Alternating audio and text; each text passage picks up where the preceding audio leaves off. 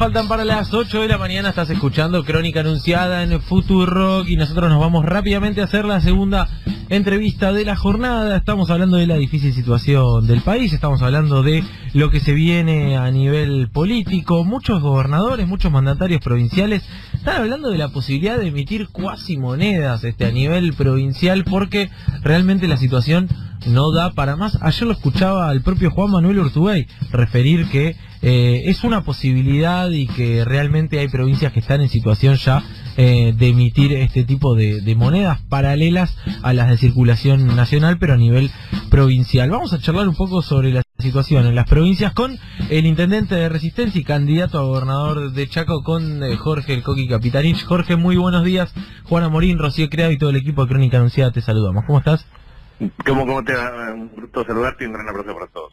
Sí, efectivamente la situación es crítica. Cuando yo tomo en consideración enero, septiembre, y mejor dicho enero-agosto, para ver la evolución de los recursos coparticipables, los mismos aumentan en el 43%, es sustancialmente inferior a la proyección anual de inflación. Por lo tanto, el promedio del acumulado de los últimos 8 meses está por debajo de la inflación. En consecuencia, existen obviamente las presiones de carácter salarial, el aumento del precio de los bienes y los insumos que son absolutamente necesarios para la prestación de servicios y para la ejecución de obras, y obviamente eso afecta a la sustentabilidad de las finanzas públicas. Yo lo puedo decir por parte del municipio de Resistencia. Nosotros hemos hecho una eficiente, austera y correcta administración que nos permite tener récord de ejecución de obras de infraestructura y sustentabilidad desde el punto de vista fiscal, pero no somos ajenos a un problema que tiene que ver con esta evolución muy complicada, y a su vez también las decisiones que ha tomado de un modo unilateral el Estado Nacional ha desfinanciado aún más las provincias. Pero esto viene de una sucesión de golpes, uno de los cuales fue la derogación disellana del Fondo Federal Solidario, el Fondo Sojero. Claro. Esto implica menos recursos para la ejecución de infraestructura. Segundo, cuando nosotros teníamos el 30 de noviembre del año 2015 el decreto 2635 de Cristina Fernández de Kirchner, que nos permitía efectivamente la devolución del 15%, Macri sacó el decreto, creo que era del 73 o 76 del año 2016, y nos derogó un plumazo. Entonces tuvimos un reintegro en cuotas, pero fueron sacando muchos recursos. Este tema de la medida unilateral de IVA al precio de alimentos obviamente reduce coparticipación, lo mismo cuando toma decisiones respecto al tema de impuestos a las ganancias. Por lo tanto, lo que observamos claramente es lo siguiente. Primero, aumenta el gasto público como consecuencia de las erogaciones y de la dolarización. Muchas de las provincias argentinas han tomado deuda en dólares, por lo tanto, los servicios de intereses aumentan de una manera extraordinaria. Aumenta el precio de combustible, que son un insumo clave operativo. Aumenta el precio de alimentos, aumenta realmente todo el nivel de la estructura de costos y baja sustancialmente la estructura de ingresos en términos operativos. Por lo tanto, la situación fiscal tiende a deteriorarse. Claro, ahora, Jorge, ayer Urtubey dijo que era una posibilidad que las provincias terminaran emitiendo cuasi monedas. ¿Vos lo ves así también?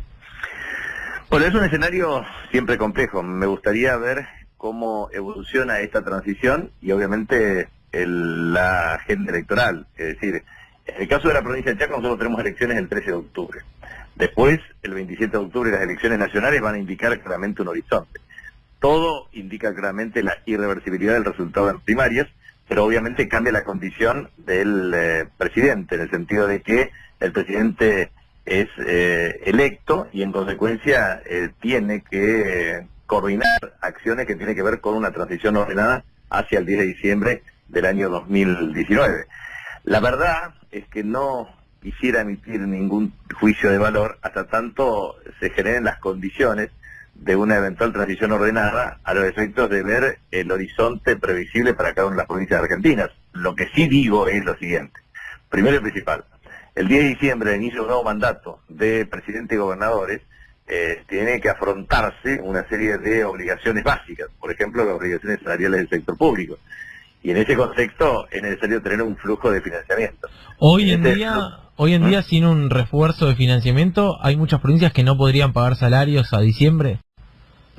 Eso es lo que hago un análisis exhaustivo. Ya no me dedico como antes a hacer un seguimiento provincia por provincia, pero lo cierto es que estamos observando este comportamiento, o sea, incremento fuerte del precio de insumos incremento fuerte de los servicios de interés y la deuda, porque muchas tomaron deuda en dólares, disminución en promedio del flujo de ingresos respecto a la inflación, y eso te genera un deterioro de las cuentas públicas. Obviamente, eso puede afectar hacia el mes de diciembre el financiamiento para afrontar obligaciones salariales. Claro, es realmente muy compleja la situación. Indudablemente le bajan los ingresos, las deudas están en dólares, y a la vez el gobierno te financia los presupuestos provinciales con estas desregulaciones a ciertos impuestos coparticipales, y es realmente una suerte de cóctel explosivo realmente, ¿no? Exactamente, porque a ver, uno siempre tiene que analizar las cuentas públicas de la siguiente manera. Primero,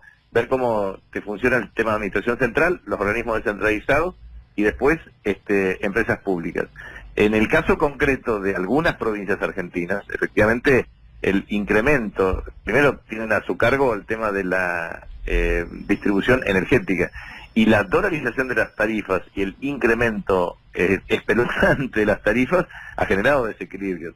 Esto puede también deberse a problemas de administración local de muchas de las empresas, pero lo cierto es que tenés un déficit marcado en empresas públicas de agua potable, cloacas, energía eléctrica, y a su vez organismos descentralizados, como por ejemplo el tema del déficit previsional. Si no existe una estrategia de compensación directa para aquellas provincias que no transfirieron los organismos provisionales, ahí también tenés una fuente de déficit. Entonces, muchas veces, cuando vos tenés superávit fiscal primario en administración central, no podés o no te alcanza para compensar el déficit de organismos descentralizados, ejemplo sistema provisional, o el déficit de empresas públicas, ejemplo energía o agua potable.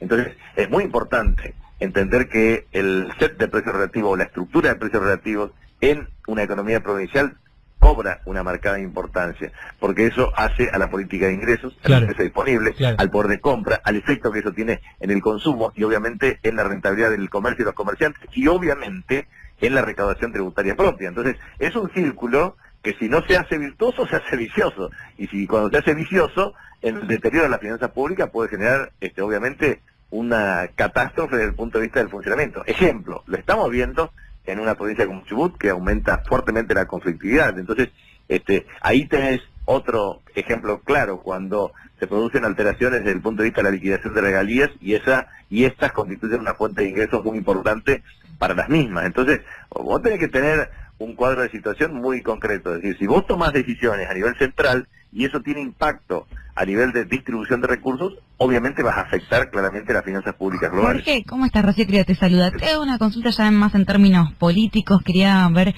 cómo estabas viendo vos el rol de Alberto Fernández, y si pensás que con este escenario y con la ventaja que sacó en las PASO hay posibilidades de un triunfo en primera vuelta.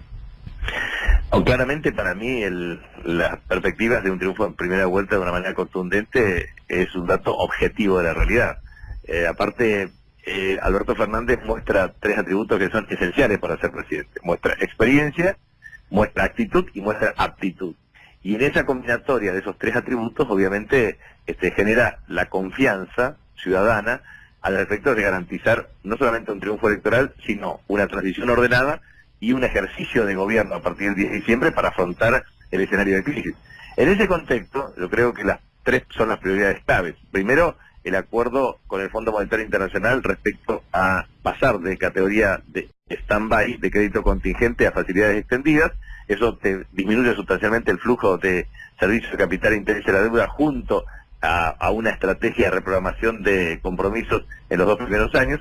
En segundo lugar, es necesario tener una estrategia de concertación que permita claramente impulsar una política de ingresos para potenciar la reactivación del consumo, el desarrollo de las pequeñas y medianas empresas y la industria nacional, y obviamente tener una fuerte y agresiva base exportadora. En ese contexto, esa es la manera de ir superando las restricciones que tiene la Argentina. Y creo que si uno pone énfasis en maximizar la inversión o la atracción de inversiones en materia energética, principalmente hidrocarburífera en Vaca Muerta, y otros mecanismos de ejecución de proyectos de energía no convencional, eso tiene doble potencia. Por un lado, atrae inversión extranjera directa y oferta de divisas, y por el otro lado, genera producción para abaratar la estructura de costos productivos y hacer más competitiva la industrialización con valor agregado, y al mismo tiempo aumenta el volumen de exportaciones. O sea, tenés doble fuente de ingresos de divisas. Si eso se hace efectivamente con una reestructuración de deuda compatible con la capacidad de pago, Argentina obviamente es un país que debería recuperar claramente la capacidad de crecimiento. ¿Por qué razón? Porque el crecimiento de la economía debe estar asociado hoy al tema de los activos financieros y reales, que están absolutamente depreciados.